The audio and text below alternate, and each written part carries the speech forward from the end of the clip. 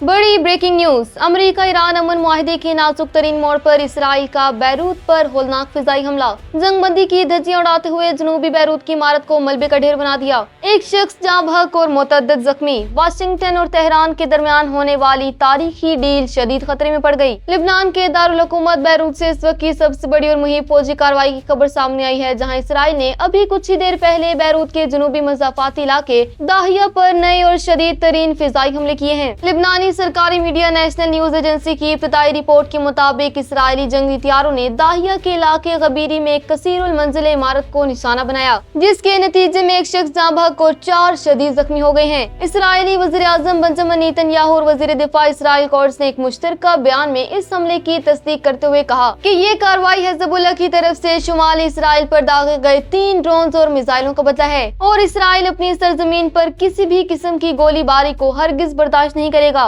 दूसरी जानिब इसराइली फौज ने दावा किया है कि उन्होंने हिज़्बुल्लाह के एक अहम कमांड सेंटर और इंफ्रास्ट्रक्चर को कामयाबी से निशाना बनाया है, जो इसराइली शहरियों के खिलाफ कार्रवाइयों के लिए इस्तेमाल हो रहा था। इसराइल का ये बड़ा हमला ठीक उस वक्त हुआ है जब अमेरिका और ईरान पाकिस्तान की सालिसी में तैयार करदे इस्लामाबाद मफाहमती यादाश्त नामी तारीखी अमन मुआहिदे पर दस्तखत करने के बिल्कुल करीब पहुंच चुके हैं। अगरचे ये डील अभी पूरी तरह खत्म नहीं हुई, लेकिन इस हमले की टाइमिंग ने मशरिक़े वुस्ता में शदीद तरीन तनाव और बहाम पैदा कर दिया, क्योंकि ईरान शुरू से ये सख्त शर्त रख रहा था कि किसी भी अमेरिका ईरान डील के नतीजे में लिबनान पर इसराइली हमले फौरी बंद होने चाहिए। इससे कबल तेहरान ने बैरूत पर हमलों को अपनी रेड लाइन करार दिया था और पिछले हफ्ते ऐसे ही एक हमले के जवाब में ईरान ने इसराइल पर बराह रास्त मिसाइल दागे थे, जिसके बाद अब ये खदशा पैदा हो गया कि ये ताज़ा हमला जारी सफारती अमल को मुकम्मल तौर पर सबूताज कर सकता है। इसराइली हुकूमत के इस इक़दाम को अमन डील के खिलाफ एक बड़ी इश्तियाल अंगेजी और प्रोवोकेशन के तौर पर देखा जा रहा है, क्योंकि नेतन्याहू हुकूमत और उनके सख्तगीर वज़रा इस मौजूदा अमन मुआहिदे से शदीद नाखुश हैं। उनका मौक़िफ़ है कि इस डील से ईरान की जौहरी प्रोग्राम और उसकी प्रॉक्सीज को मुकम्मल खत्म नहीं किया जा सका।